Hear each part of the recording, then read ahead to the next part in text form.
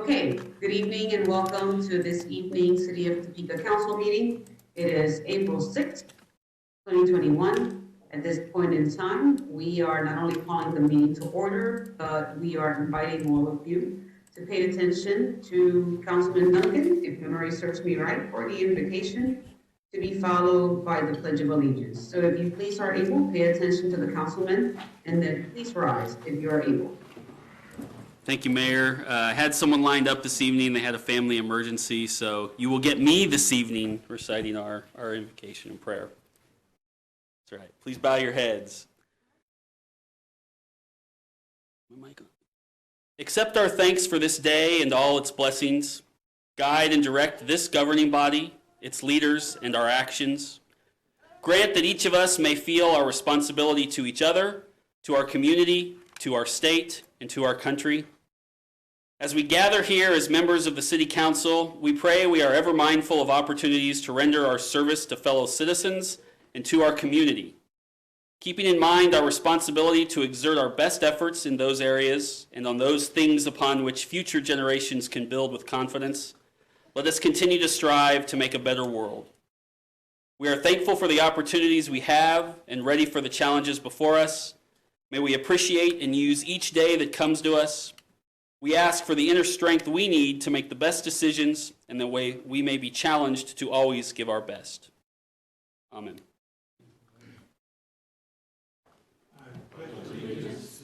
To the flag of the United States of America and to the republic for which it stands, one nation, under God, with liberty and justice for all.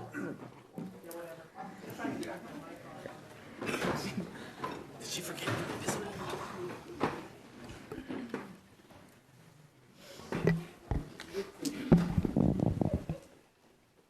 Okay, after the Pledge of Allegiance, we now proceed with the roll call. Mayor De La Isla, Here. Councilmember Stiller, Here. Valdivia Acla, Here. Ortiz, Here. Emerson, Here. Padilla, Here. Nager, Here. Dobler, Here.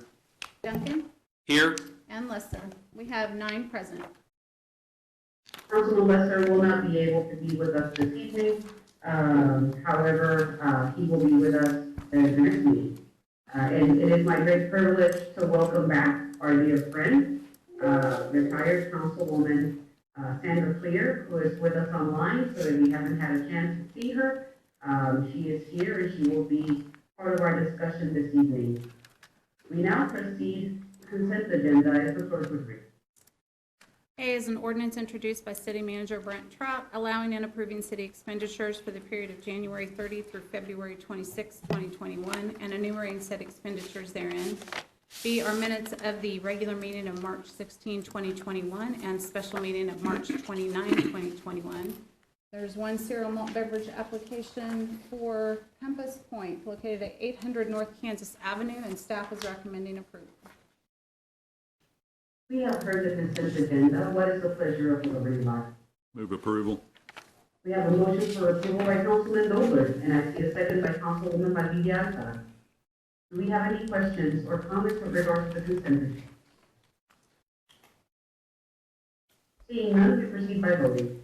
Councilmember Nager, Yes. Dobler, Yes. Duncan, Yes. Mayor De La Isla, Yes. Councilmembers Hiller, Yes. Valdivia Acla, Yes. Ortiz, Yes. Emerson, Yes. and Padilla. Yes.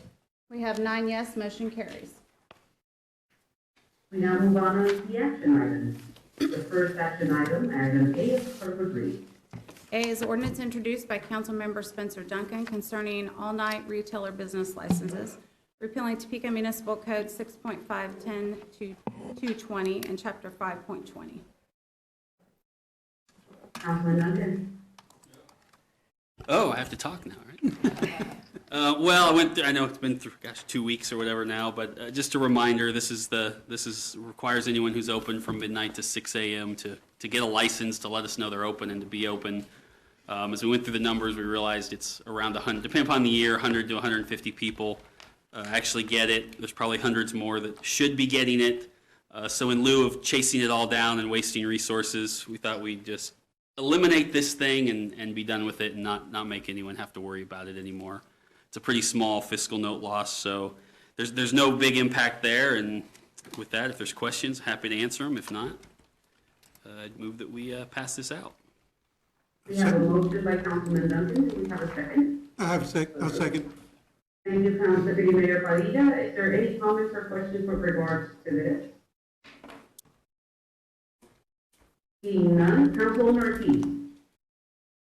Thank you. I would just like to know if, from the police chief, if there's a reason why we've always done He's coming forward. Councilwoman Ortiz always covers a lot of ground. I don't know that I can answer that, but it was on the books for a number of times. I don't have any particular history other than that necessarily to add to it, but it's been one of the licensing features we've had for a long time. It precedes me. Well, you know, I always wonder because there's things that we set up for a reason, and if it's just one of those things that, you know, we've done for so long and we now, you know, we don't really need it, we don't know why we needed it, that's all I'm looking here. So you don't see a need of why we would need it? Well, originally, I do have some experience that they used it for nuisance and problem bar establishments, but in my estimation, we don't need it currently. We have a lot of ordinances and authorities that we can use in other ways, like liquor licenses, noise ordinances, et cetera. So I think the police department supports the staff's recommendation in regards to this. Thank you. Thank you, Madam Mayor. Thank you, Councilwoman Ortiz. Additional questions from the governing body? Okay, seeing none, we have a motion and a second, and it is going to proceed by voting. Council members Dobler, Yes. Duncan, Yes.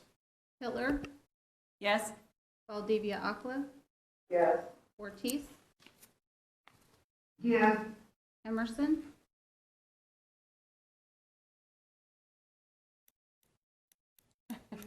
I saw his lips move, yes. Three thumbs up. yes. He's Councilmember muted. Padilla, Yes. and Nager. We have 8 yes, motion carries. All right, we now move on to item B, it's first read. B is an ordinance introduced by City Manager Brent Trout concerning the fire and police management ordinances amending chapters 2.30 and 2.35 of the Topeka Municipal Code. City Manager. Thank you, Mayor. This particular ordinance change is adding back in items that were removed inadvertently, previously action that was taken by the governing body. And so we're requesting that you approve so that we can add back in the language related to compulsory retirement. And then there's some other revisions that occur. We discussed this at a previous time. If there are any questions, I'd ask the city attorney to be able to provide answers. We have the city attorney available for questions. What is the pleasure of the body? Councilwoman Valdivia Alcala, did I see your hand up? Councilman Emerson? You're on mute. Yeah, thank you. Can you hear me now? Yeah. Yes, sir. Okay. Thank you. I'm not sure what's going on there. I was open the chat panel and that somehow is messing things up. Yeah, I did have a question on this, and again, I traded some voicemails with the city attorney, so we didn't quite connect, and I apologize for that. But I guess, I don't know, frankly, I'm a little troubled that we'd ever, have to compel someone to retire.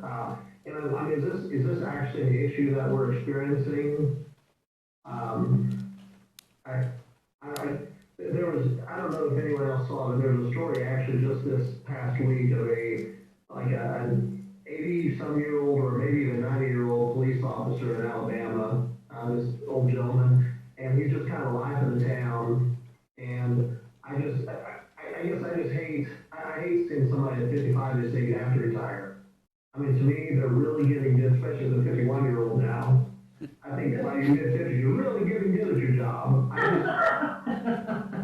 Is there a reason we have to have this?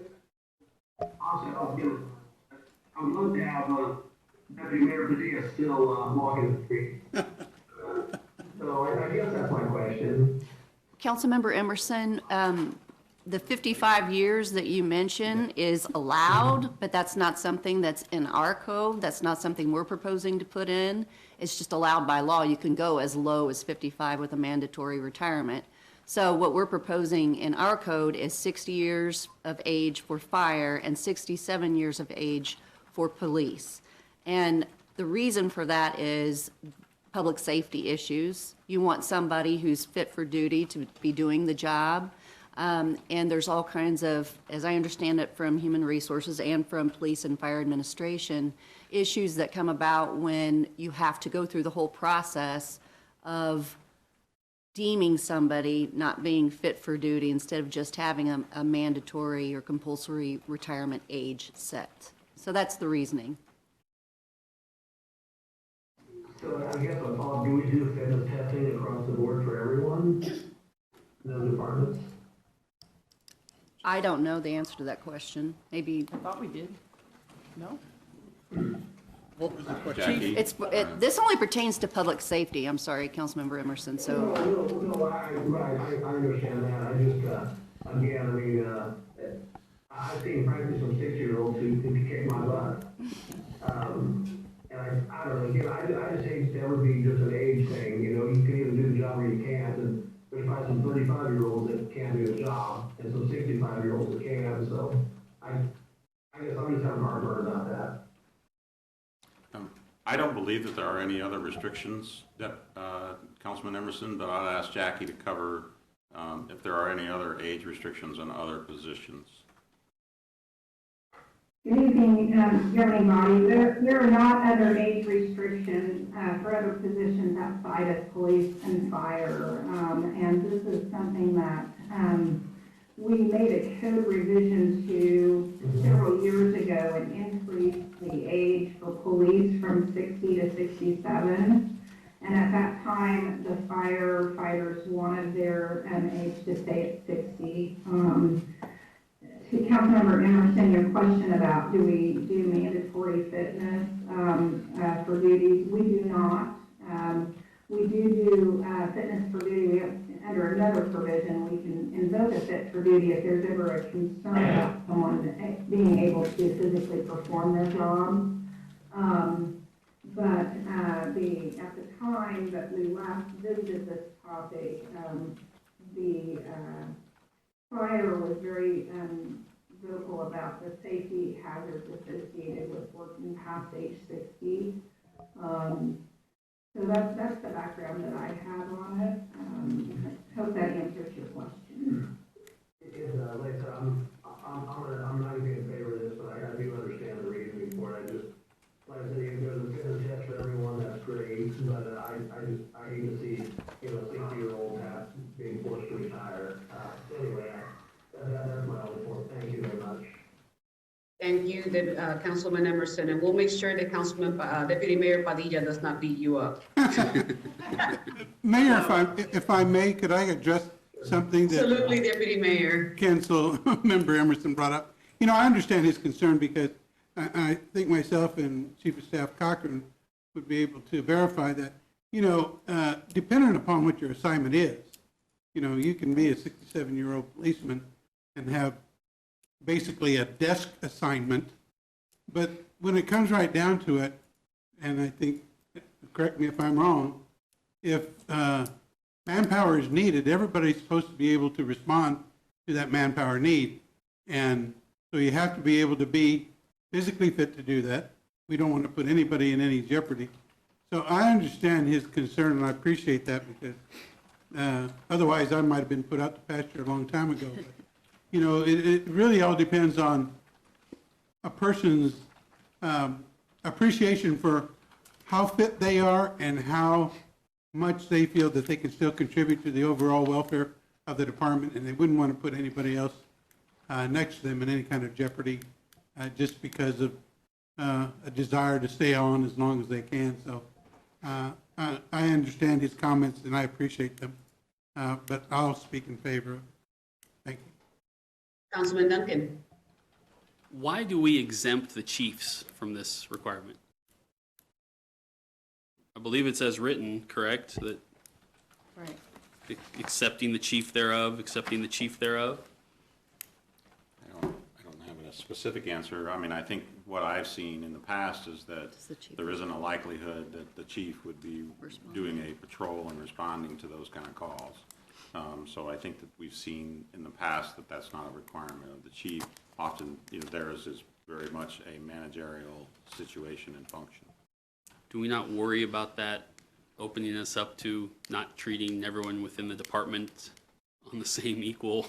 Well, I think. I mean, since we're dealing with an age Yeah, I issue here. understand that situation that would occur, but I think that by calling it out ahead of time, it's a very clear distinction related to the department head, and that would be considered different. When was the last time we had a police chief who was 67 or older? Maybe the chief of staff can answer the likelihood of that. Typically, the police chief is a contracted position and not a retirement system position, and so that's why usually the police chiefs are excluded, or the fire chief's excluded from that, because they're usually a contracted position as opposed to retirement eligibles. Because mostly, a police chief can be hired from anywhere, or a fire chief can be hired from anywhere, and so it's usually a contract, and that's why the chief's positions are usually not part of that.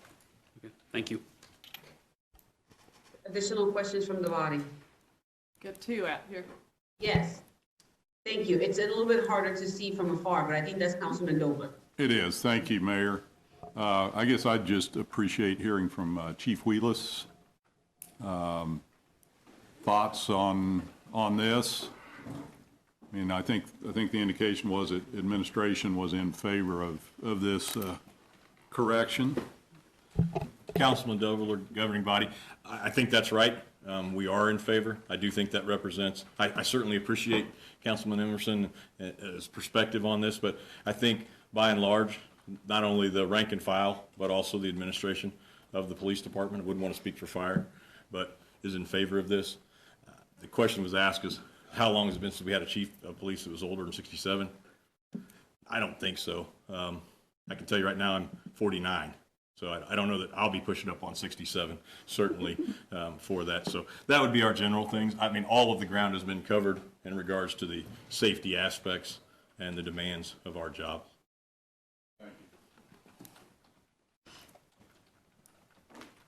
And then there was another hand, and I Yes. can't see it. Councilwoman Hill. Hillard. Thank you. Well, I appreciate these comments. I guess I'm troubled too. There are firefighters in the audience that were here when I first came on, when we had an unfortunate incident with a firefighter who had some health issues, and also a number of people that weren't very fit at the time. I think that has changed. But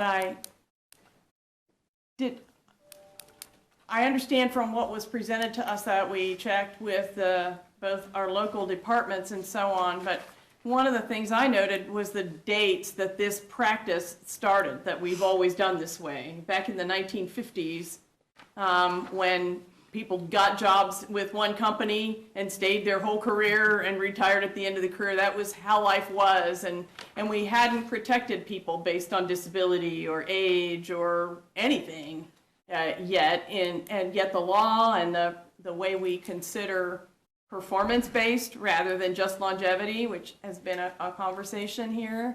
But did anybody research whether the interpretations have changed substantially since those early days? I think 1967 was the last time the federal law got adjusted, in terms of whether making somebody retire regardless of on sort of an assumption that their physical abilities were declining is, I assume, where that comes from.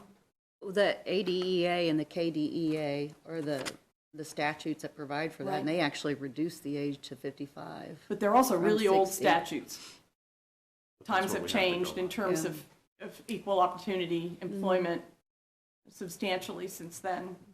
Is what I just wondered. I think for us, that's still the governing guidance that we have related to past practice, and that has not been changed in the past.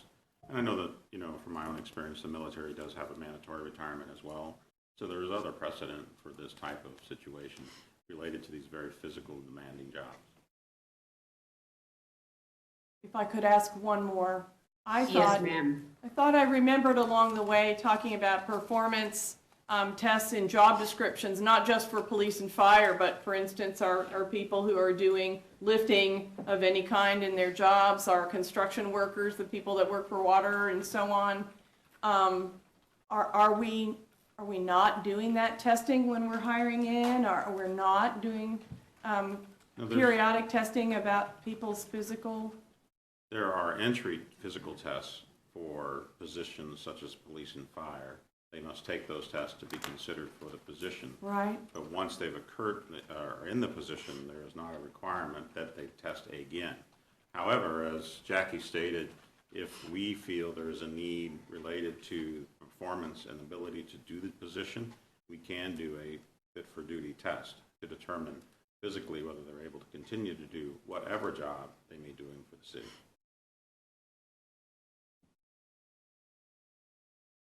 I wondered if this, sort of we don't want to have a policy in place that people say, well, we just got 4 more years, it'll, that sort of thing, if it had unintended consequences. I don't think it does. I mean, I think this is a procedure that we followed for a long time, and it just so happens that there was a mistake related to the passing of another ordinance that took it out. We would have never proposed to take it out. It was simply deleted unintentionally, and so we're trying to make sure that we add it back in as we would intend to have kept it the entire period of time. Thank you. Thank you, ma'am. Thank you. Additional questions or comments on this item? Seeing none, what is the pleasure of the body? Move for approval. Councilwoman Nager moves for approval. You have a second. I'll second it, Mayor. That was Deputy Mayor? Yes. Okay, we have a motion and a second. At this point in time, if there's no further questions or comments, we will proceed by voting. Council members Duncan, No. Hiller, No. Valdivia Aquila, No. Ortiz,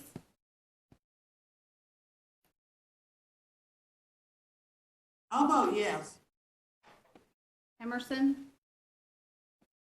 No. Padilla, Yes. Nager, Yes. and Dobler. Yes. It looks like we have 4 yes and 4 no. The motion fails. Okay, we move on to item C. If the clerk would read. C is selection of one city council voting representative to serve a 3-year term on the Friends of Topeka Zoo FOTS Board of Directors.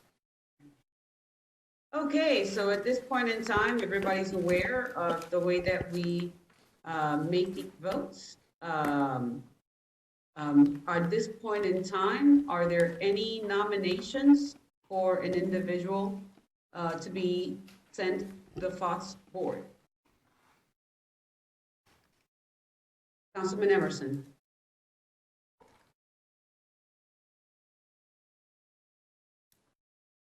You're having issues today. Yes, I am. And please don't take my lack of technical prowess here as any indication of the of whether or not this person I'm going to nominate would be a good representative. Even though he's not here tonight, I would like to nominate Councilman Lesser. The zoo is in his district. I know one of the things he's been working on is a comprehensive plan for Gage Park.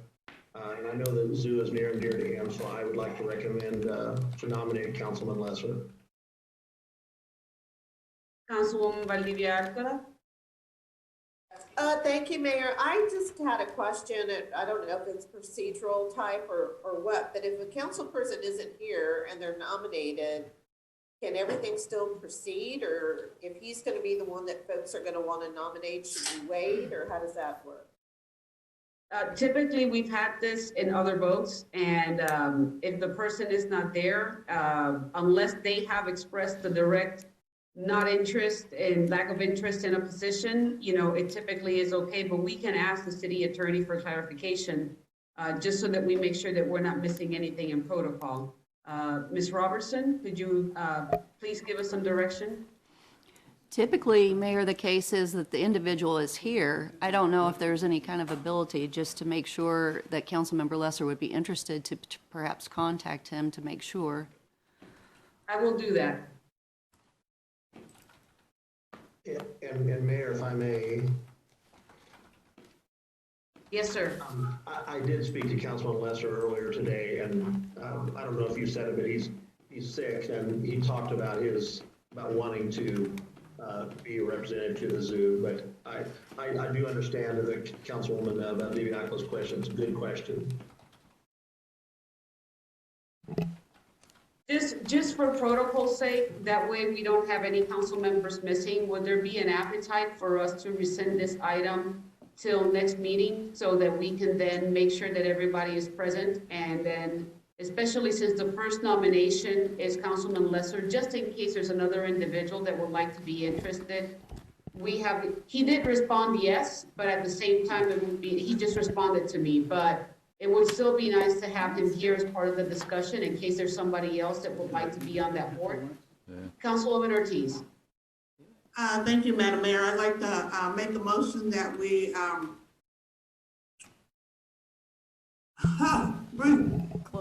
reset this to our next meeting. Defer. Thank you. There you go. We have a motion and a second to move this to the next meeting agenda. Anybody have any comments or questions on this? He said yes? Yeah. He said yes?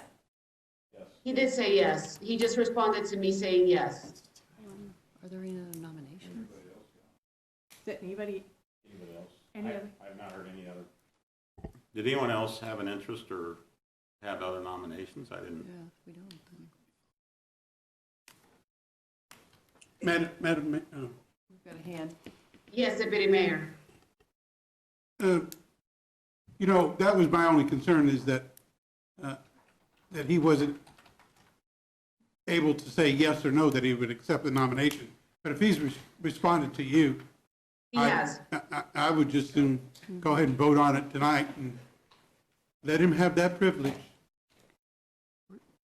Councilwoman Ortiz. Thank you, Madam Mayor. I really don't want to start this precedence of having people not here texting yes or no, because I really think we need to make sure that it's above the board and he's here. It's only a week. It's so, if I can't get a second, I won't support it. Not that I won't support him, I just won't support how we're trying to do this. I don't want to see us start to go down this road. So again, I'd like to defer it for 1 week.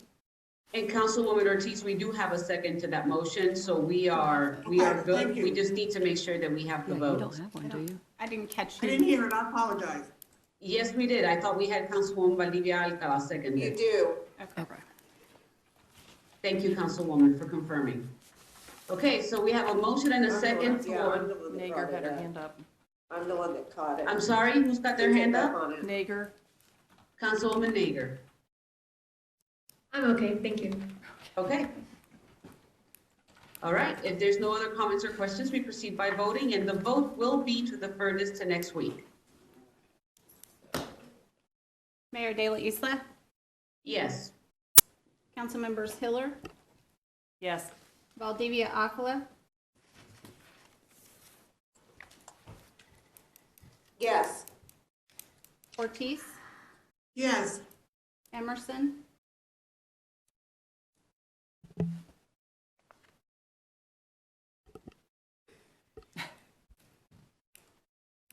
yes, okay, yes, Councilmember Padilla. Yes.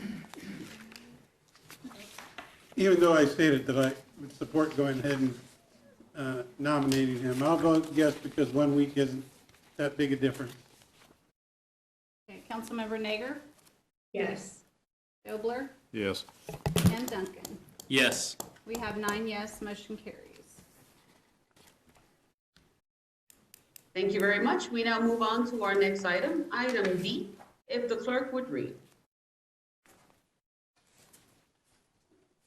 D is an ordinance introduced by City Manager Brent Trout, revising the Topeka Municipal Code by amending Title 11 and repealing Section 22130 to reflect the recent transition of management and operation of the Topeka Zoo and Conservation Center to Friends of the Topeka Zoo. City Manager. Thank you, Mayor. As we continue down the road of completing the transition, now that we have officially completed that transition for the zoo, this is our next step, approving these items that relate to code sections that are no longer necessary related to the zoo. So if you have some technical questions, City Attorney Robertson will be able to answer your questions. Questions for Ms. Robertson or for staff at this point in time? And please, as a favor, since we have the screen that shows the whole council, it's hard for me to see. So if you can like wave or something so that I can send me a smoke signal. Okay, I don't see any hands lifted. So if there's no hands, what is the pleasure of the body? Move approval. We have a motion for approval by Councilman Dobler. We have a second by Councilwoman Nager. Additional comments or questions from the governing body? Seeing none, we proceed by voting. Council members Hiller, Yes. Valdivia Aquila, No. Ortiz, Yes. Emerson, Yes. Padilla, Yes. Nager, Yes. Dobler, Yes. Duncan. Yes. Okay, we have 7 yes, Ms. Valdivia Aquila voting no, the motion carries. All right, we are concluded with our action items. We now move on to the non-action item. If the clerk would read. A is discussion of the Fire Commission recommendations regarding the appropriate level and type of fire service for the city of Topeka. Thank you very much. At this point, I would like to first open it up to Chair Clear so that she can open up with some remarks and then also pass it on to City Manager after she has concluded her remarks and allow for the rest of the governing body members who participated, as well as any individual that is present today that would like to make some basic remarks so that we can have a conversation with regards to this. Again, the reminder of today is that this is a non-action item this evening. It is for the discussion of the governing body. And this is our starting point to learn what this group has discussed. Ms. Clear, welcome back. The floor is yours. Hi. Good to see everybody. Y'all look the same. We had a very good group. We had a very good commission. They were robust. They had passion. We had a lot to discuss. We had a lot of information given to us.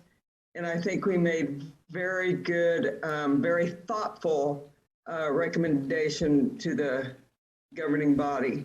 I will let the city manager go ahead and tell you what that is, since he was the secretary for that. And then I'll add a few comments at the end. Okay. Thank you, Sandra Clear. It was a very good discussion that we had. There are many issues that we covered over multiple months. What I'm going to do is I provided the governing body, but for the sake of those that may be watching the meeting, I'm going to go through and read the items that were our recommendations so that those can hear them that are out watching. There was one change. So after the initial document, there were some comments that we needed to be more specific in item 5, and you received those today.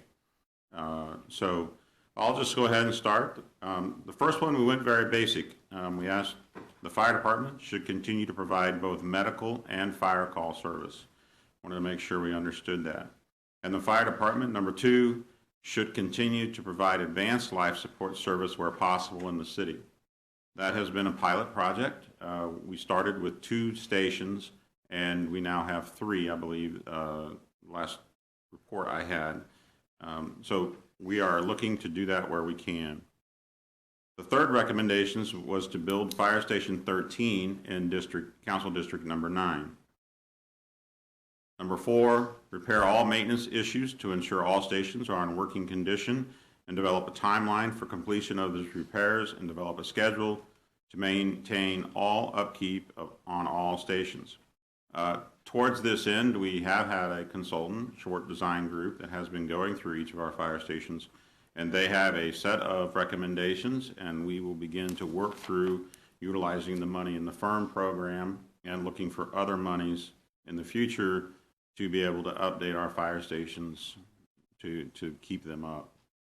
Number 5, Station 13, analyze what type of station will fit the needs of the area. For example, should the station be built as a 2-bay or 3-bay station, and should the rescue boat be housed at this location? So that was tasked. That will be something for management to analyze and decide going forward. The additional personnel needed to staff Station 13 will be hired above the amount currently authorized for staffing the fire department. That was required in order to be able to do the next bullet, which is the additional personnel will be needed because the recommendation is to keep Station 1 and Station 11 open and fully staffed at the time Station 13 opens. Upon completion of Station 13, the need for additional stations will be reevaluated. Originally, my language I had, that last sentence, I felt covered the previous 2, but some of the members of the committee wanted to make sure that we spelled that out in more detail. Number 6, a risk assessment led by the local emergency planning committee from Aaron Mahan, interim director of Shawnee County Emergency Management, will be considered in determining what number of stations and what type of apparatus is needed on the north side of Topeka. That actually goes back to the question of reevaluating additional stations. The commodity flow study determines what hazards exist in Shawnee County, including the city of Topeka. Exercises are being conducted to determine where improvement is needed in the areas of equipment, personnel, and apparatus, which is referring to equipment, personnel, and apparatus in the department. Number 7, the current apparatus replacement schedule will continue to be followed. Typically, you see that at CIP time, and it's typically 2 apparatuses per year. There is one year where it looks at 3, but that is the recommendation to follow that. It was presented by the department to the commission, and they agreed to follow that. They recommend to follow that. 8, the commission recommends a subcommittee to be formed to study in detail what each station needs. The subcommittee would report to the Public Infrastructure Committee that reviews capital expenditures in order to establish an accountability system for staff as we go ahead and look at these, that we would make that report to the Infrastructure Committee, that was confirmed this year to be a permanent committee, that we would review those with that committee. Number 9, Commission recommends the immediate use of any and all available COVID-19 funding to complete identified maintenance projects as quickly as possible in compliance with federal guidelines for usage of funds. So those are the recommendations of the commission, and I would turn it back over to Sandra Clear, or if she has anything further. Ms. Clear? No, I would like to reiterate, and I know Councilmember Ortiz and Councilmember Valdivia Alcala will remember that it was very strongly recommended that we fix what needs fixed and do the maintenance on our buildings now. I understand the ceiling fell down in Station 7 today. I remember that ceiling. I remember them patching that ceiling a number of times, and I remember, or I've heard they want to patch it again. So I hope the governing body will really stay on top of the maintenance and make sure that that happens. That was a very strong recommendation of the commission.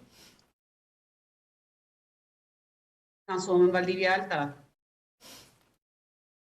First, Sandy, thank you for chairing. You did a good job with it being compact, tight. I was surprised that we didn't have one or 2 more meetings because there was such a wealth of information that was disseminated to us.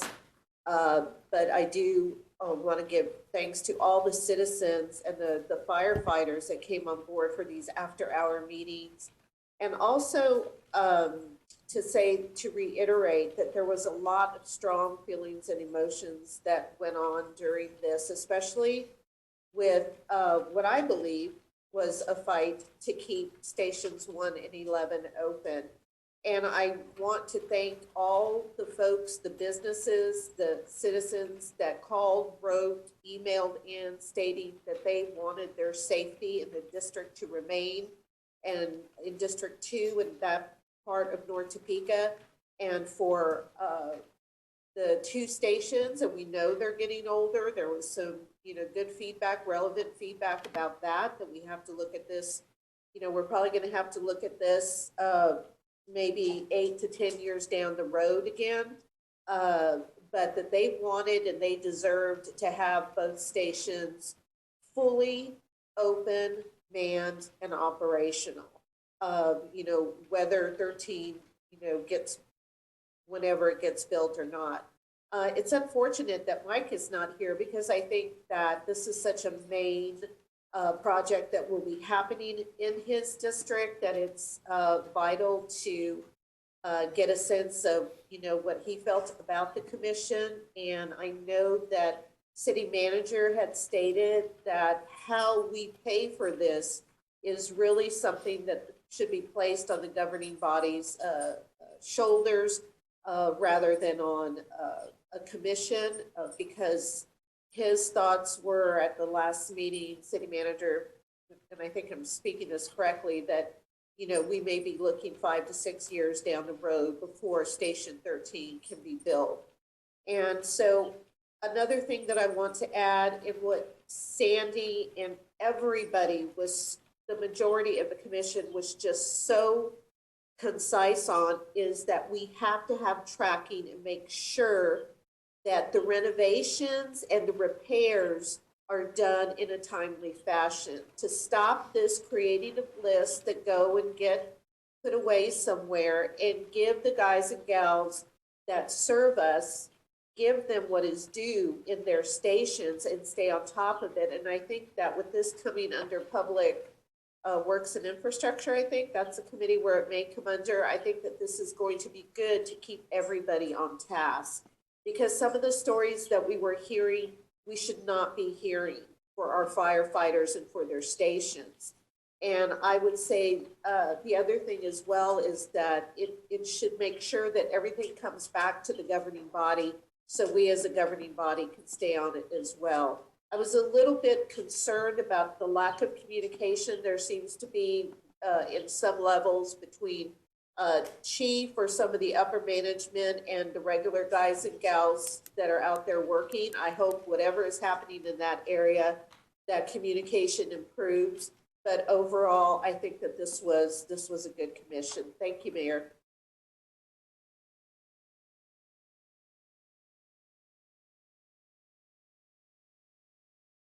I'm having issues now with, don't laugh at me, Tony. I saw that you saw me like clicking even with my head.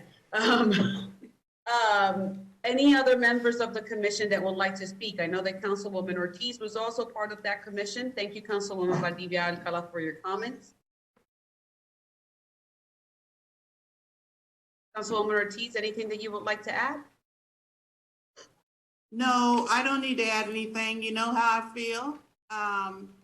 I think everybody knows my position. Everybody knows how I feel. I think once we start digging into what is wrong, that there's more wrong that meets the eye, then we need to take a good, strong look at that. I was a little bit concerned. I'll talk to the city manager about how he said, we will focus on what needs to be out there once Station 13 is built. But I'll talk to him about that. But I just ditto to what everybody else says, but they know how I feel. Thank you, Mayor. Thank you. City Manager, yes, Councilman Dobler. Go ahead if you. Oh, the only thing I would say, that reference that we'll be looking at that in the, 5 to 6 years, more than likely, and that it really will take almost having another similar commission to analyze where we're at that point in time. We think we know where growth is occurring in our community, but really when we get 5 or 6 years down the road, we really should look at where growth has occurred and where our needs may be. We know that there's been talk about a south fire station. There's been talk about what was proposed in the past for the north side, and so those are things that get down the road. We need to have those discussions again in order to make sure that we're making the right decision for the next phase of growth within our fire department. Councilman Dobler.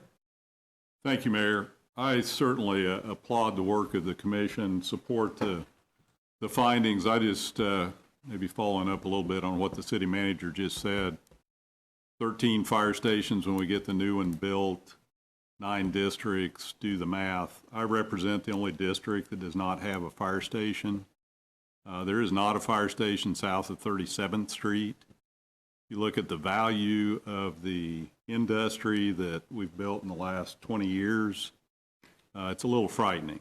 And if it's going to take 5 years to get 13 built, I question whether we have that kind of time before something major happens. I got some information on a fire that occurred in the Collie Creek area a few weeks ago. Took the first engine company 11 minutes to get there. It took brush trucks 17 minutes to get there. It was a grass fire. That's really unacceptable, I think, for this community. So, not saying anything against the plan that was presented. Let's take the next step. If you go back and look at the study that was done in 2005, it recommended a station in District 9. We're doing that one. We need to do that. It also recommended a station in the south part of town. It doesn't have to be in District 7. I know fires, district boundaries don't matter to fires, but the response times to the part of town that is represented in District 7 need to be equal to the response times in the rest of the community. So, again, appreciate the study, appreciate the work of everybody. Let's take it the next step. Thank you.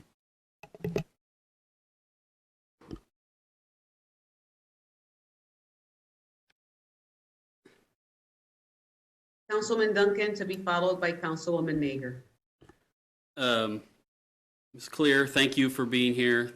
I want to be very clear about the first part before I go into my second part. I watched all the meetings. You guys did a great job. You had some very important discussions. I was impressed with all the information put forward and how deep some of those conversations got. And I have no issue with these recommendations, and I think some of them are very important.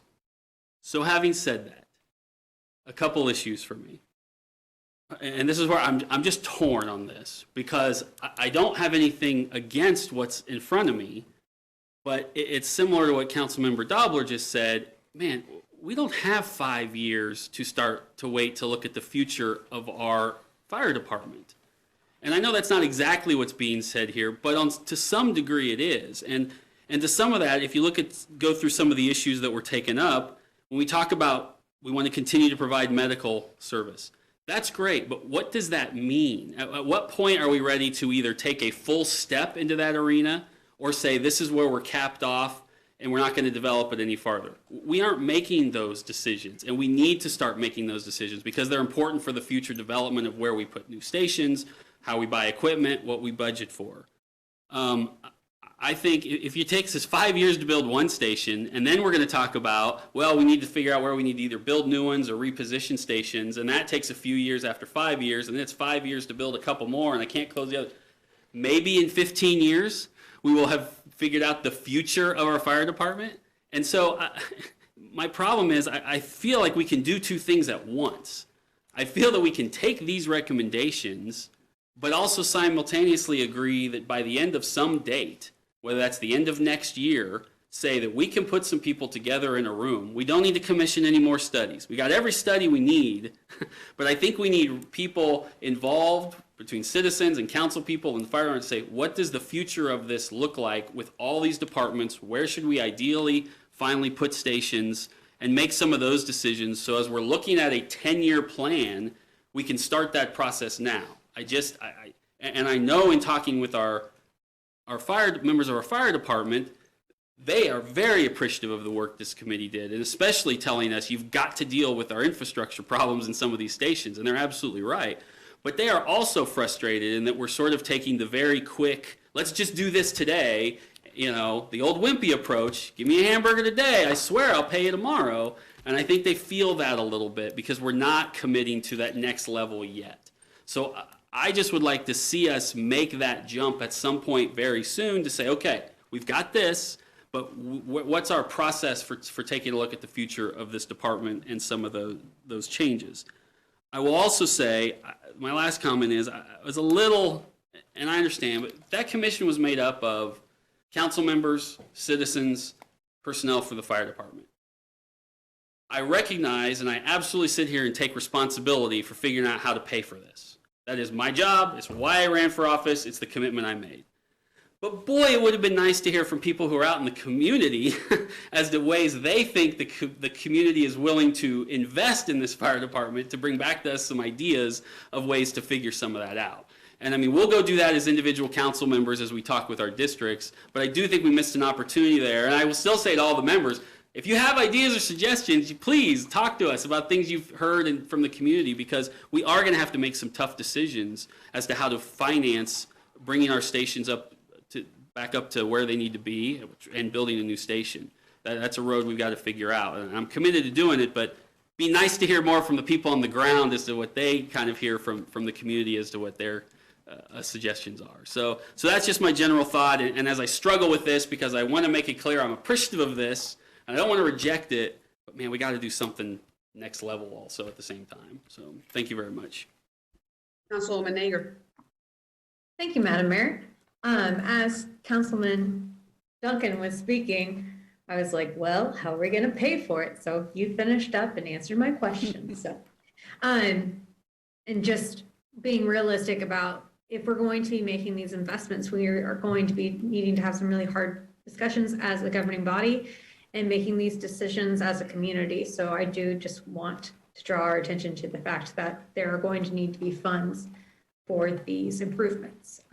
Also, I'm very supportive of the fact that you guys talked about investing in what we already have, making sure that we're bringing our existing stations up to par to best serve the people who are serving us. I live just a couple blocks away from Station 7, and I want to go down there and deliver muffins or anything, because there's nothing more I can do. But I really appreciate that was something you guys brought up. I was curious, in your discussions, did you guys ever talk about working with the Metropolitan Topeka Airport Authority Fire Department? I wanted to make sure that I said all of it, because that's something that we all already pay taxes towards if we are citizens in the city. I was just curious if that was something that you investigated or something that would be recommended to be investigated, because that could serve that southern part of Topeka. Mayor, City Manager, can I make some comments? I'm nodding my head yes. I'm so sorry. Yes, Okay, sir. Oh, we just can't see you. Yeah. Sorry. That's all right. Yes, we actually have agreements with the Airport Authority and their fire department, and also have agreements with the National Guard Fire Department to assist us in those areas down on the south end of town. I think that's a stopgap measure. As Councilman Dobler said, that is something that we're doing now in order to be able to provide better coverage in that area. So often with the arrangements that Chief Duke has made with them, they are being dispatched at the same time that we're dispatching from our 37th Street station to assist us in that area. But I think that's obviously something that we're looking at as not a long-term solution. We're going to need to address and talk about what happens on the south side and dealing with that. And all that comes back to, as you stated and Councilman Duncan stated, comes back to money. When we look at a cost of $6 to $8 million per fire station, that's the latest number that we have. It may be higher than that because that's a couple-year-old number. And then look at $1.1 to $1.2 million to man that new fire station when it's up and built. Those are big things for us to figure out as to how, priority-wise, what's going to be there. As far as the timeline that could be done, we could look at fire stations earlier than 5 years, but right now, our budget, as we do our CIP, as you know, is full already. So to add a $6 or $8 million project onto what we already have would require us to change what we agree we would put as a limit on how much we will borrow. Yeah. Or decide to pull something off in order to be able to stay within the current numbers that we're projecting to use. So, thank you. Thank you for that explanation. And I do have one more question. At this point, how many of our fire stations are able to offer past basic life support, to offer the advanced life support? We're 3, right? Right. I just checked with the chief. Right now, we have 3 fire stations that are doing advanced life support, and we continue to track the numbers that relate to that. And so that is where we're at with numbers. And as we have more individuals that are paramedic qualified, we'll look at bringing them on and maybe doing an additional station. We really need a minimum of 3 paramedics in order to open a new station, so we have at least 1 per shift. And basically when they're working, then we're able to provide the advanced life support with those paramedics when they're able to work a shift. Awesome. And then a follow-up question for that, is that something that we can, or our department can make sure that we're providing that education to the firefighters who are interested in those programs? It is actually something that we've been talking about related to the assisting with having paramedics, and we partly have done that with an incentive that if you are a paramedic to move into that level of involvement within our department. And so that's how we've managed that, and we are looking obviously for individuals that are paramedics to try and hire them. It is, you know, with our department and having another ambulance service here in town, you know, paramedics that want to be treating patients and loading them and taking them to the hospital, they're involved and more interested in serving in that ambulance role versus being a firefighter and a paramedic. But some like to do both, and so that's how we're able to sometimes attract individuals that are qualified in that top level. Okay. And in kind of that same vein of education, is that something that we're really pushing with our firefighters as far as providing continuing education to make sure that we are addressing the needs, both medical and fire related, as efficiently as possible? Are we really pushing people forward and making sure that we're supporting people through that education process? I'm not sure that I could say we're pushing or so forth, but I think we're providing opportunities at various times for that to be available. But I'd have to have the chief explain more detail what we're doing in those areas. But obviously we would like to have more individuals that are paramedic qualified. That just provides better service to our community and provides better life-saving capabilities that are able to respond. And also outside paramedics, talking about fire safety and all of that, is that something that we're supporting in our department, making Again, sure that please. Say that again, please. Past life support, talking more about the kind of fire safety and fire call, making sure that we're working in the most efficient way possible for that too. Oh, yes. Yes, that's something that we're evaluating with our department right now and trying to make sure that we're providing the best service that we can and quickest response times. Excellent. Yeah, I want to make sure that they're staying safe while they're keeping us safe. Thank you. Thank you, Madam Mayor. Thank you, Councilwoman. Additional comments or questions? Councilwoman Valdivia Alcala. Thank you, Mayor. I mean, you know, at that final meeting, we had started talking about, again, ways to make 13 happen, right? So, I mean, there were issues discussed, basically, like sales tax, balloting the sales tax question, mill levy, bonded, increasing in the bonding amount, et cetera.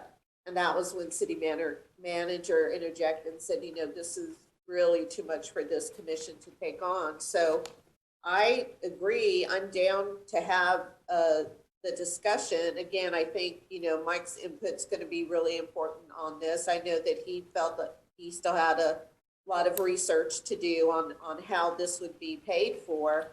That, the 5 to 6 years is what was put out there.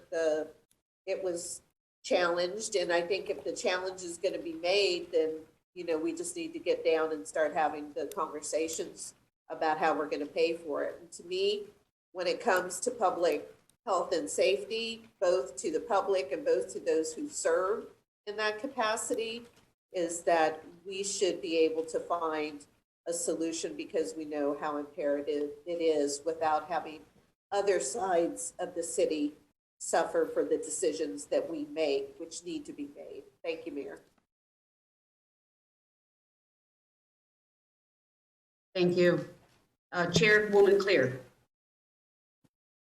My final thoughts are, thank you for allowing me to serve on the commission. I really enjoy it. It is a passion of mine. And I will leave this in your capable hands, and I will be watching to see how you decide what to do. Thank you. Thank you for your service. I so appreciate you. Again, I don't know if anybody else has other comments or questions. Just remember, oh, pardon me. Yes. Councilman Dobler, and who else? Me, Councilwoman Hiller. Okay, so Councilwoman Dobler to be followed by Councilwoman Hiller. Just call me Councilwoman Dobler. Like that. All right. Oh my God, Neil, I'm so sorry. That's all right. Whatever. That's fine. And maybe this is a question for Chief Duke. Thinking about this southwest part of the city and in my district, I drive to work on Urish most days. And right before I hit the portion of Urish between 29th and 21st, that looks like it maybe survived the second Iraqi invasion, I drive by this magnificent fire station. It's got like 5 trucks. They wash those things. It's got to be the cleanest fire trucks in Kansas.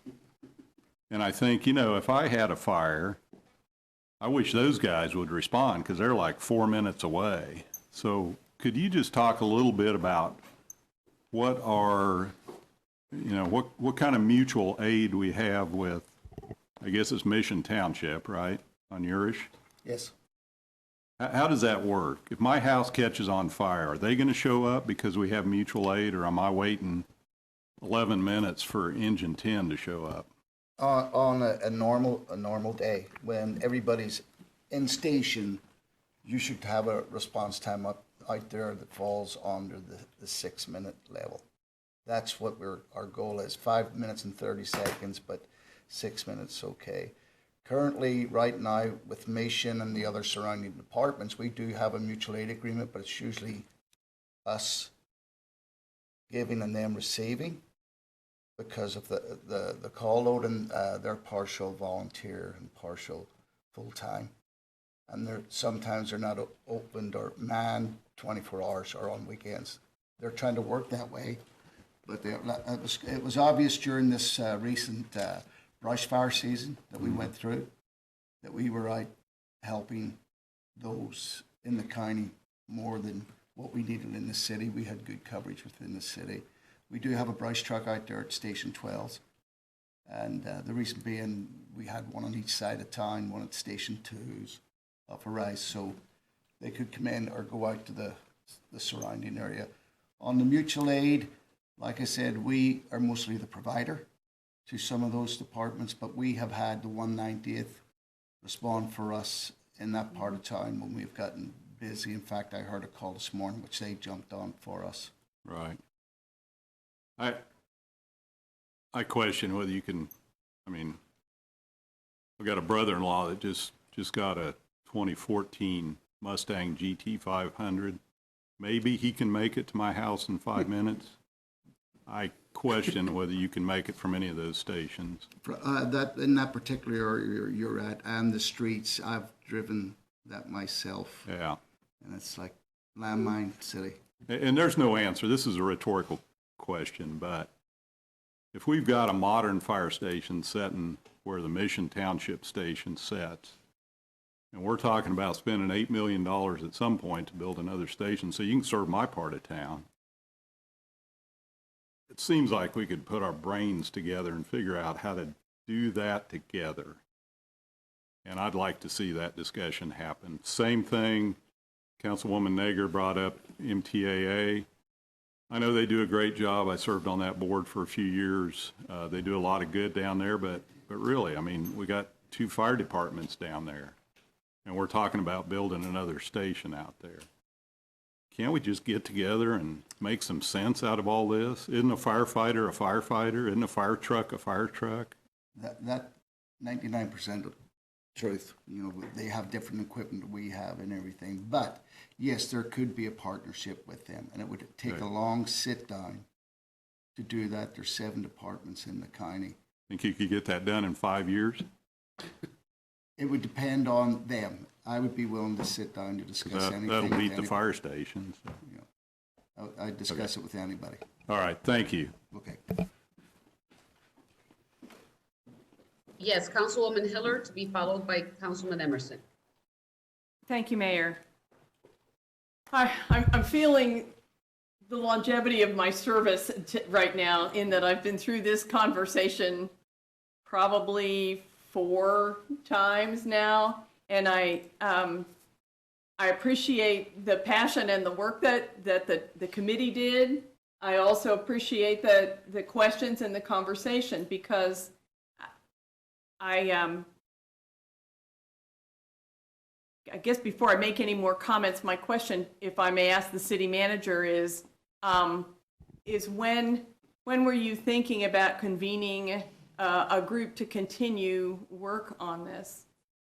Well, for right now, with where we're at in the budget process, I'm not proposing that we throw a new fire station in the mix. We have enough to figure out for this year. But I think that's something that we can start having a discussion on shortly after we complete the budget process, so that when we go to the budget process next year, we know where we want to slot that and where it goes, and think through what the impacts would be, whether we want to move something else back in order to get the fire station done earlier.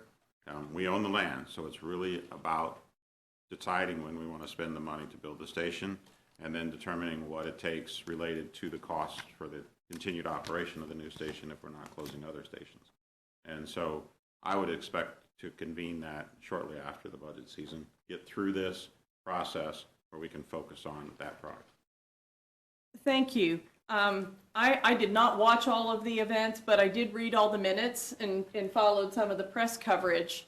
I guess I was, this particular group was all, maybe there was one or 2 people that asked budget in the course of the process. Otherwise, it was pro-fire and pro-fire expansion, which I appreciate. But I saw some comments and even heard some this evening from colleagues about whether the time was allowed to actually even read and talk about the different studies that were done along the way. And what I saw was, gosh, maybe we could have more time, but I didn't see the time spent to learn from those other studies. There's a lot of analysis in them about response times and how those are built when they're compared, and when they're compared to national standards. We have talked about those cooperative arrangements before, particularly south. There's a discussion that there's a different pressure in different parts of town based on the older parts of town where you've got frame structures that are close to one another, versus out near Station 13, for instance, where those new businesses are there, but they're totally sprinklered. I mean, they've been built to modern codes, they're spaced apart, and so the incidences, when you look at how many fires there are, really are different. It's really quite different than it is in town, and one of them I know talks a lot about prevention, that if the most likely, for instance, cause of a fire in a newer house would be hoarding, or somebody who's inappropriately using certain combustible materials, and that there's a better balance in prevention than just suppression with modern codes. I just hope we spend the time, and maybe it's a task force that's just wants to sit down and look at how you would put the functionalities of the relationships and the money. I heard the figure $1.3 million per station, but I think that that's an error in that our budget is for 12 stations. Just for the operations of the station from last year is over 26 million. So maybe it's 1.3 million to staff each apparatus, but if we need 12 people to staff each apparatus, that's a lot closer. I think our numbers are more like 2.5 million a year in a couple-year-old dollars for a 2 apparatus station. And so the discussions, I saw the conversation about let's not talk about money and let's just talk about what we need. But it's really expensive to purchase the apparatus, as we know, as well as to staff it fully with the way we staff them now. And over these years, there's been discussion about changing out the kinds of apparatus or how many people were on a truck, which I didn't see happen. And maybe quints are so passé that no one does them anymore. I remember them from some years ago. But how we'd really make it work in that reality check, to me, when we talked about it probably 5 years ago, it was that 2005 study that Councilman Dobler made reference to, I think suggested we add 2 or 3 more stations beyond what we have. And people talked about the 190th and the suburban volunteer departments and making those absolutely part of our plan, not even a stopgap, that's a good way indefinitely to bridge that urban-suburban boundary. So I guess I'm not sure that we need another study either, because I've read the ones that we have and they take different points of view, and when you read them all, you kind of get the options, I think. But I guess I would hope that we would perhaps, if it's right after this budget process, but look at the sitting down, however it should be structured to really run the reality check on that and look at how we would, if we're going to raise taxes, how we would do that, because it's a lot of money. Thank you, Councilwoman. We had Councilman Emerson waiting. Yeah, thank you, Mayor. I guess I really agree with what Councilman Dobler was saying about this mutual aid, and frankly, to hear the chief say that, that when there's a need, we go out and help, but we don't get help in return, doesn't to me sound like mutual aid. Just sounds like we're aiding. And I'll just say, I know a lot of people live out in the county and they make no bones about it. They like to be in the county because it has lower taxes. And at some point, we got to quit putting it on our city taxpayers to foot the bill for services out in the county, unless there's going to be some reciprocity. And I'm like Councilman Dover said,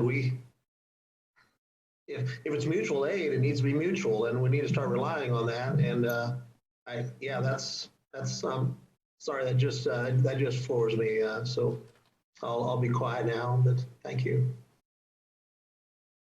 Other questions or comments? Again, this is a discussion item. We will have an opportunity to continue having this discussion. I'm certain that staff is taking copious notes of everything being discussed, but I want to make sure that you have an opportunity tonight to have your first responses to this discussion so that it shapes our next discussion on this item. Okay. Mayor? Yes. As we wrap that up, I guess one of the notes that I made too, just for the record, as we kind of talk about both sides of this, is that what I saw, I think, was that there actually was a split in the positions of the members of the committee about whether they wanted to raise taxes or not, despite the conversations about what we wanted with, what they wanted with stations and so on. So it kind of left it hanging as I read it. Is that fair enough? Yeah, and I think that's why there was no recommendation. Some felt that that was probably a bridge too far for them. Easy to say raise taxes when they're not the ones sitting at your table. And so it was decided that better to inform them what the needs are, in their opinion, to provide the service level they felt is required for the city, and then look towards those other possibilities for their funding. Councilwoman Valdivia Alcala. Thank you, Mayor. Well, my understanding from having been in the meeting was that the dialogue was starting to happen, and there was some division on it. We were not encouraged to start digging really deep, because then city manager interjected that this was a decision that was too big and unfair for the body, for the commission.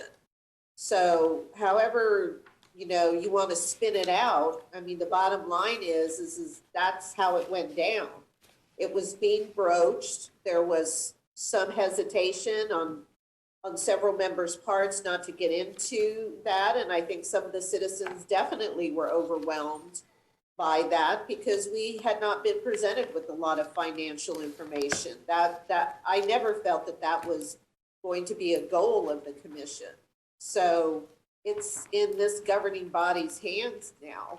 So whatever that, thank you.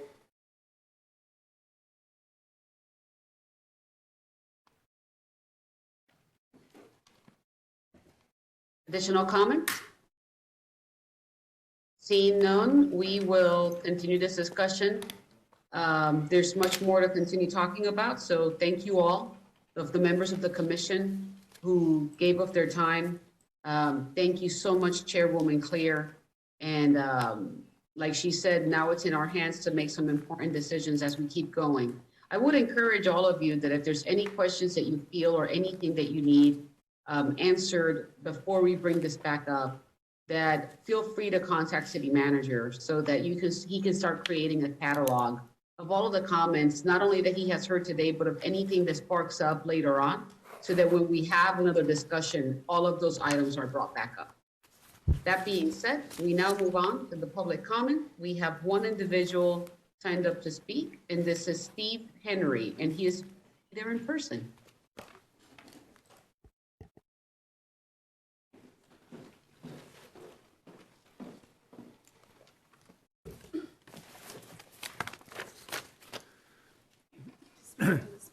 This mic. If I understand your protocol, can I remove my mask for my comments? Thank you very much. Good evening, council members, Mayor De La Isla and staff.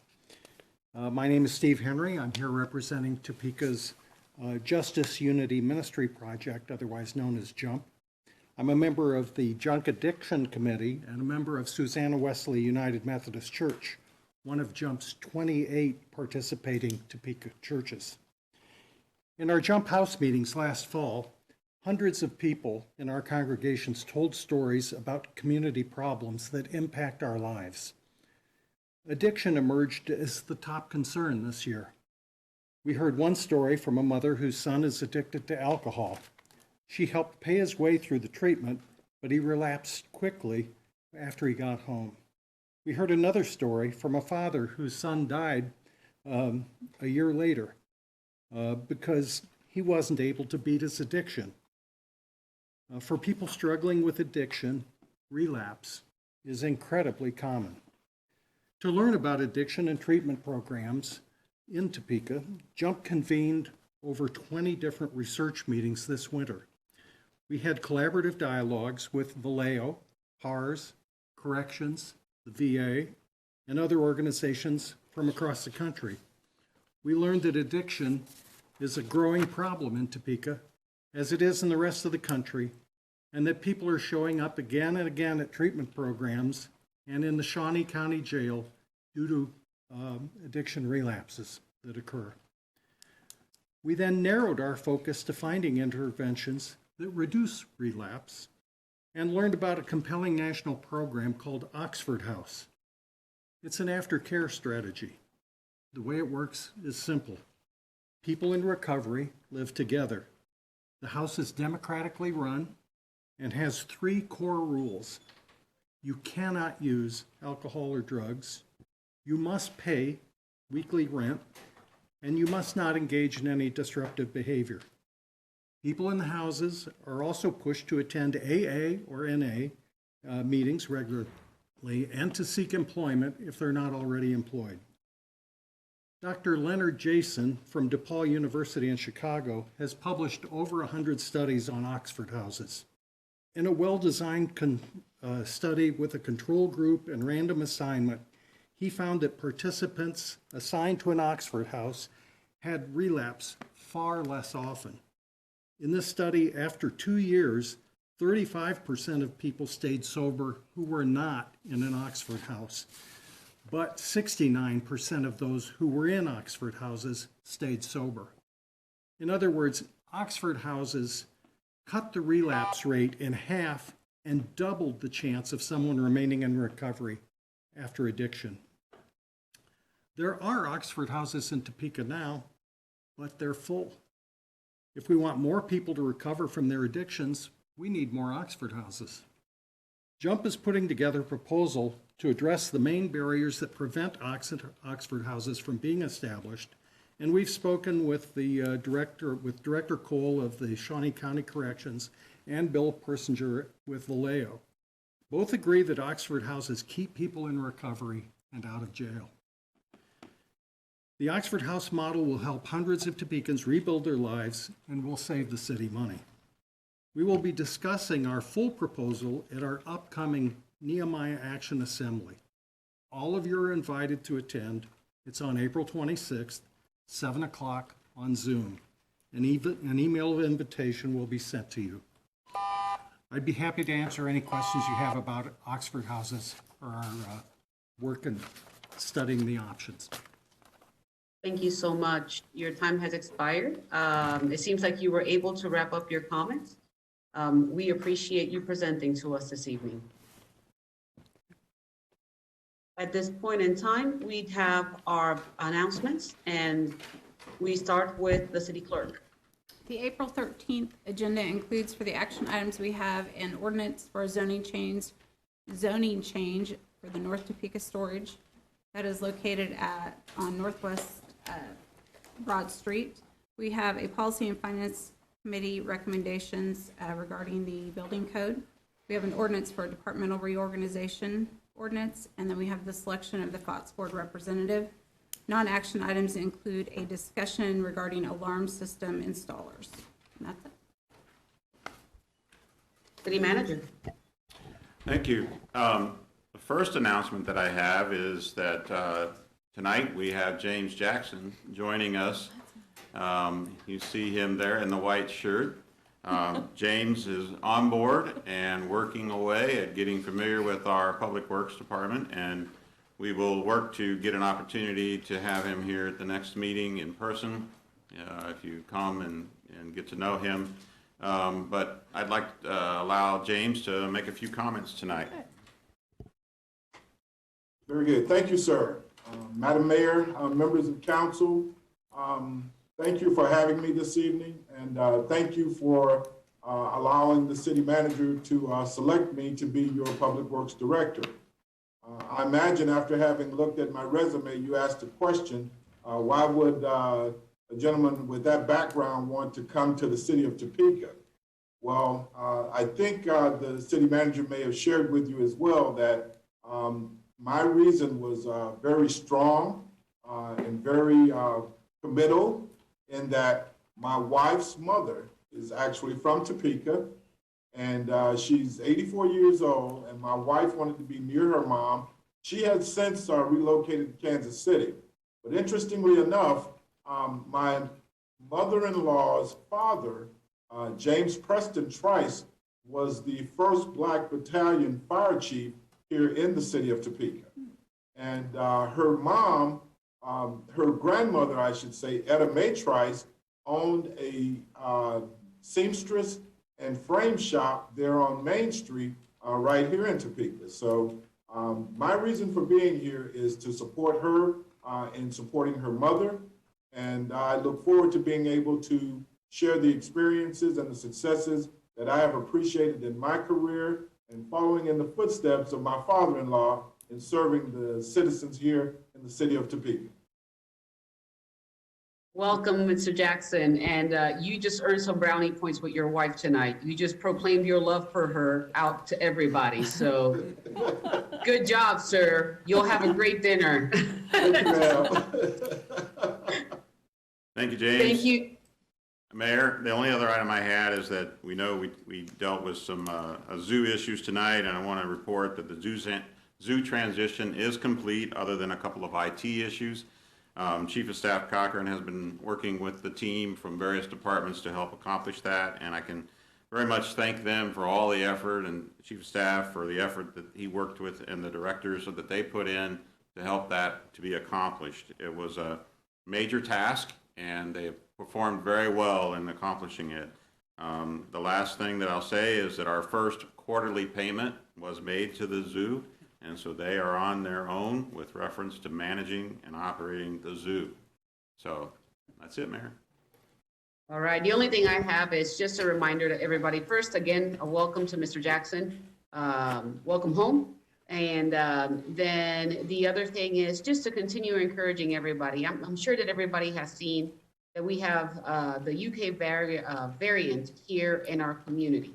And we are seeing that is impacting people in our community. So I'm not going to say anything about sounding any crazy alarms. That's not what I'm here for. But I just want to make sure that all of you understand this variant is highly contagious, and it shows that it has an affinity for younger people that typically were not affected by the OG COVID. So I want to encourage everybody that I know that right now in the county, it's a recommendation for us to use our mask. Please follow that recommendation and make sure that you're just protecting other people. We all know that there's individuals that have nothing that happens when they have the virus. And the reason that we wear the mask is not just to protect ourselves, it's to love our neighbor and to make sure that we are not passing this virus on to anybody else. So thank you very much. Just make sure that you stay checking to see how the variants are progressing in our community so that you continue taking care of yourself and ensuring that by doing so, we keep moving our economy in our city. So that's all. Thank you very much, Councilman Duncan. Thank you, Mayor. I just had two things this evening. First was I had my first office hours this past Saturday. I want to thank all the folks, Topekans and constituents who came by. I'm pretty sure when I put out there I had free candy, that's what got them there. But hey, whatever. It led to great conversations, and I'm glad they took me up on the offer and took all my candy, so I didn't have to bring it all home and eat it.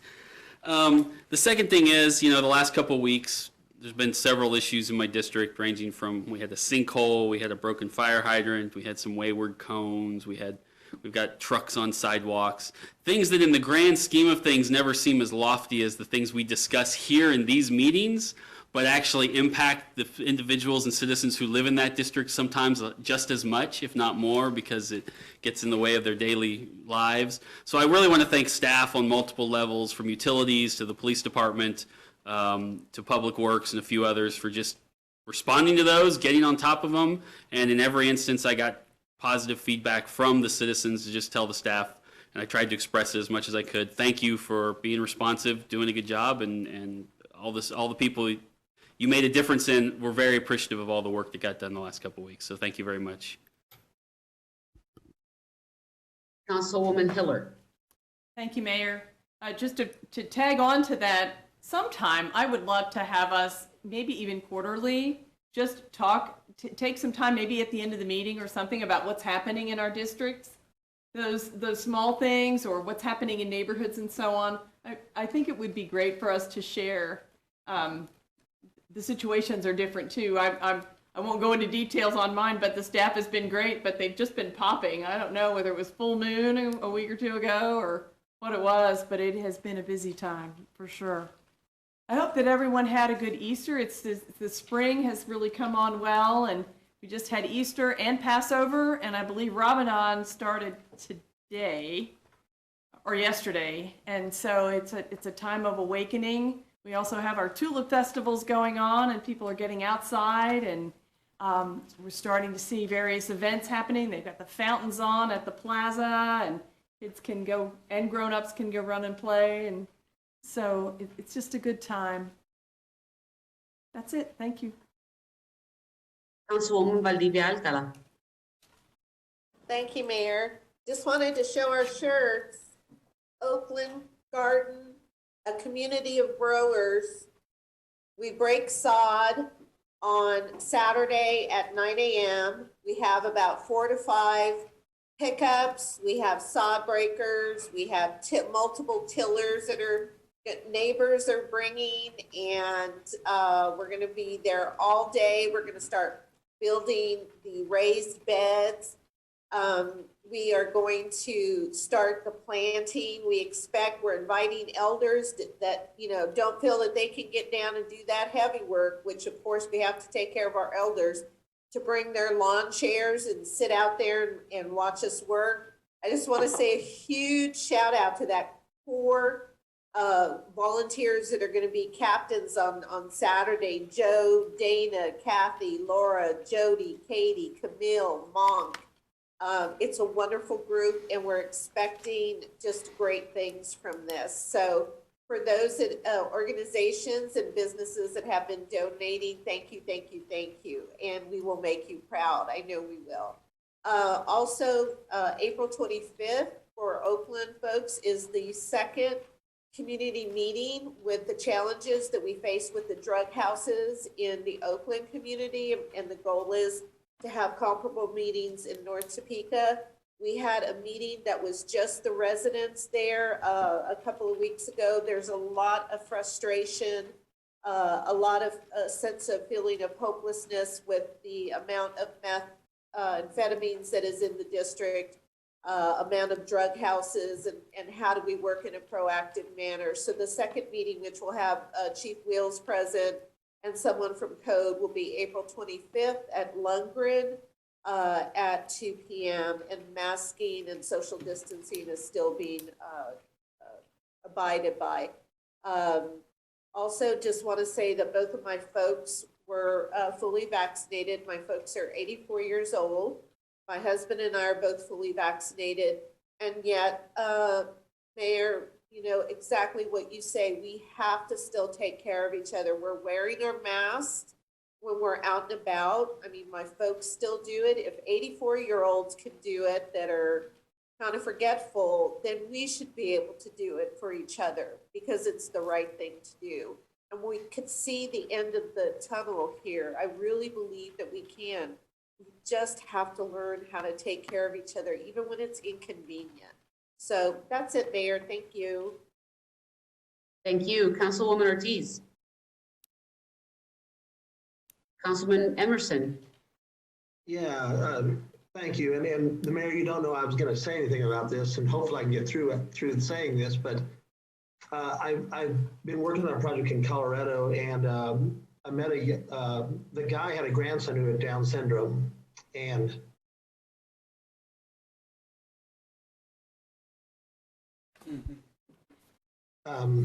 one of the things he knows is all the state capitals. And when I said I was from Topeka, Kansas, he said, "That's the capital of Kansas." And I said, "Yes." And I mentioned that to the mayor.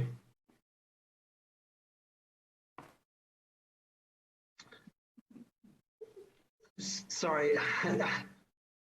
But that young man last week got a nice letter from the mayor about Topeka and a pen. And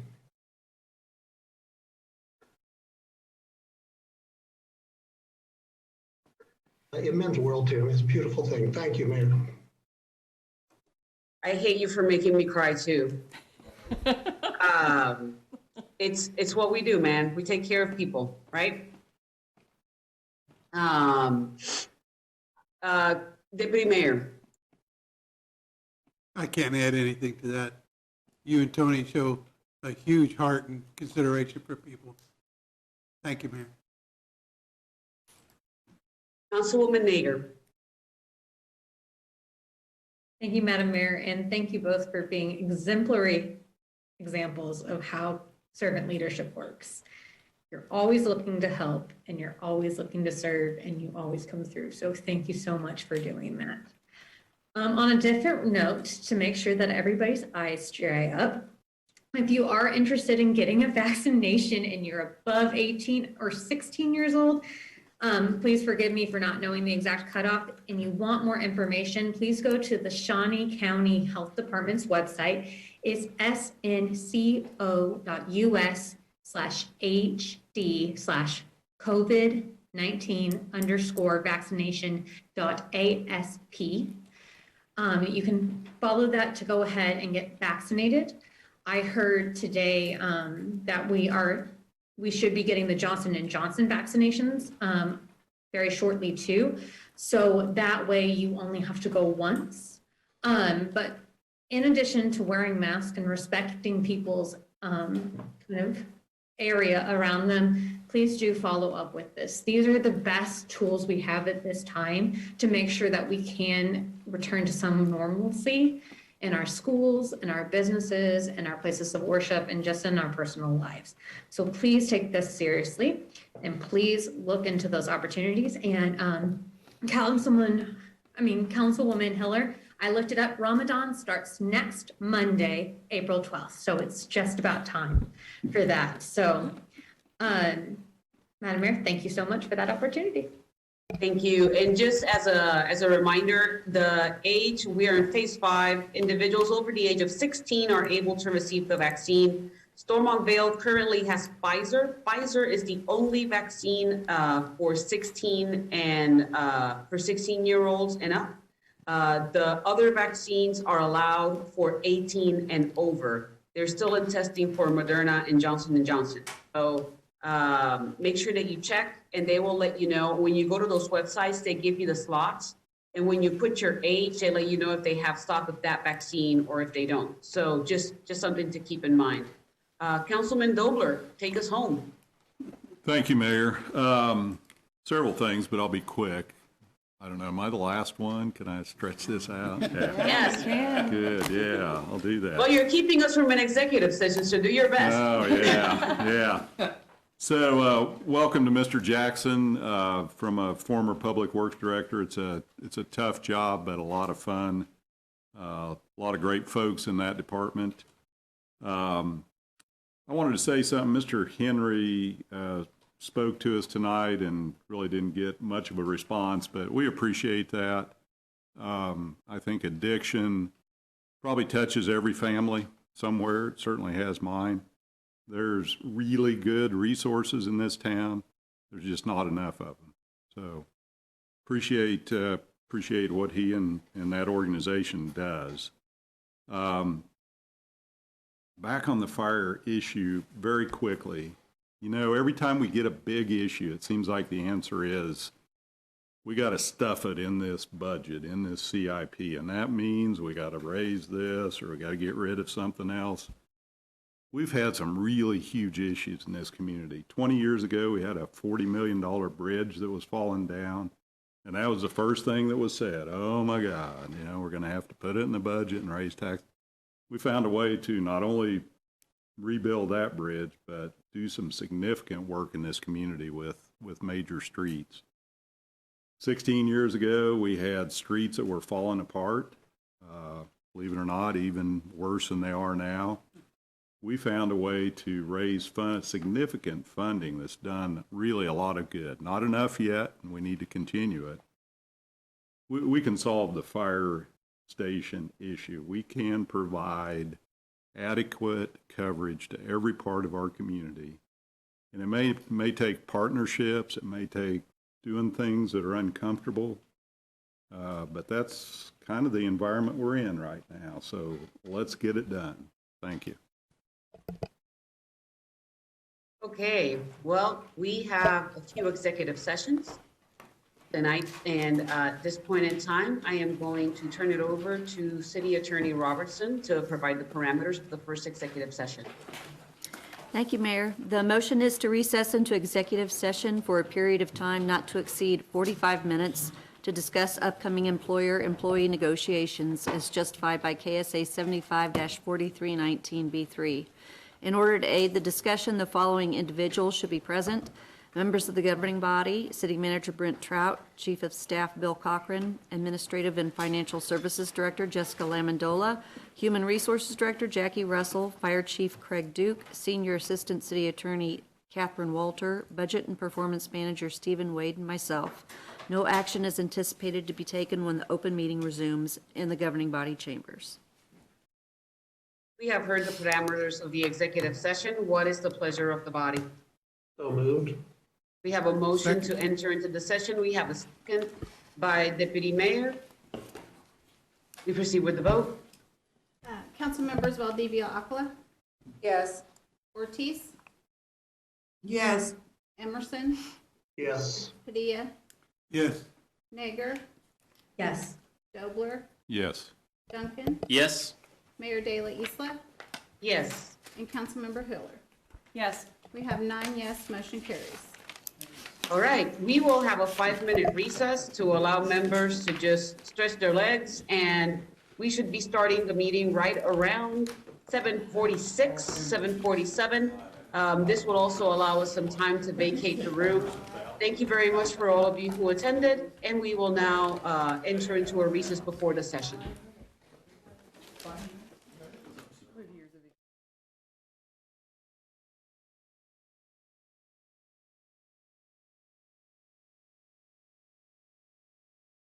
Good evening. We have concluded our first executive session. No action has been taken. And at this point in time, we are needing to enter into a second session. If we could please have the city attorney read the parameters. And to the council members, we can hear the conversation here on, thank you. So if the city attorney could please read the parameters of our second executive session. Thank you, Mayor.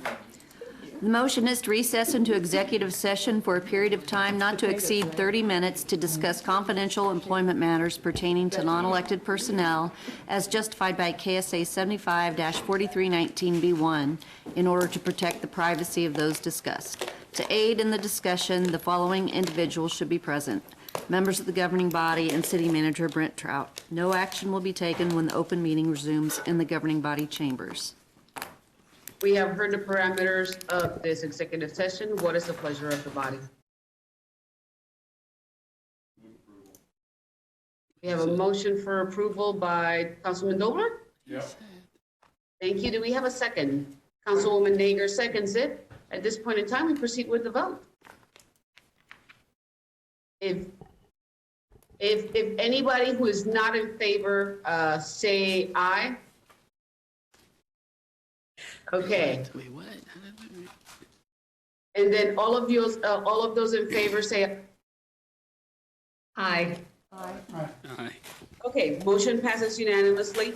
We will enter into an executive session not to exceed 30 minutes. We will allow for some time for the room to clear.